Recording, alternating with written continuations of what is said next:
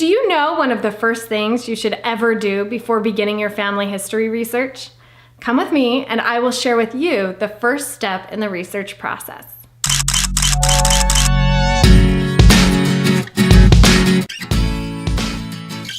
Hi, thanks for coming. I am Mari Stotts-Pratt and I'm a professional genealogist. And today I want to share with you the very first step in the research process. Before you look up a record online or visit a courthouse, there is something that you must do first, and that is come up with a research question. I love the exchange between the Cheshire Cat and Alice in the book Alice's Adventures in Wonderland. She says, "Would you tell me, please, which way I ought to go from here?" "That depends a good deal on where you want to get to," said the cat. "I don't much care where," said Alice. "Then it doesn't matter which way you go," said the cat. "So long as I get somewhere," Alice added as an explanation. "Oh, you're sure to do that," said the cat, "if you only walk long enough." If you research long enough without a research question, you're sure to get somewhere too, if you only research long enough.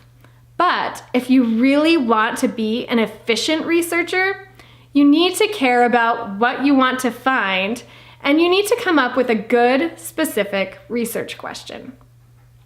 If your research question is too broad, it will be difficult to tell if or when you have answered your research question. For example, "What is every event in the life of my ancestor?" is way too broad of a research objective. Review what you know about the ancestor. Perhaps you're missing a marriage date and want to focus on that. Your research question would be, "When was my ancestor married?" Then you only need to search for records that might answer your research question, not every record that might have ever said anything about your ancestor. Focus on the records that should answer your research question, like a marriage certificate, family records, or a family Bible. And then expand to records that might answer your research question, like a pension application or a headstone. A research question gives you something to consistently come back to if you feel your research is getting off track or if you're getting distracted. You can always ask yourself, will this record answer my research question? Having a research question will help you stay focused on one research problem at a time. And after you've answered one research question, you can move on to the next one. Like, when did my ancestor die?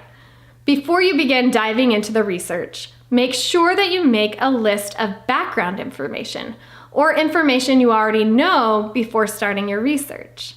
This can help you determine what time period or location you should be searching for records and the names of other individuals that you might recognize, like parents, children, a spouse, or even neighbors.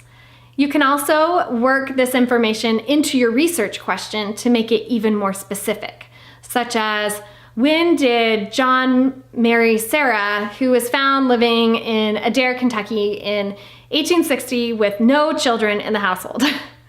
Now, before you sit down next to do some research, make sure you decide on a focused research question to guide your discoveries. Please take a second to like this video, subscribe, and share with your friends, and share in the comments below a research question that you're working on now and if you've been able to discover some answers. Happy discovering!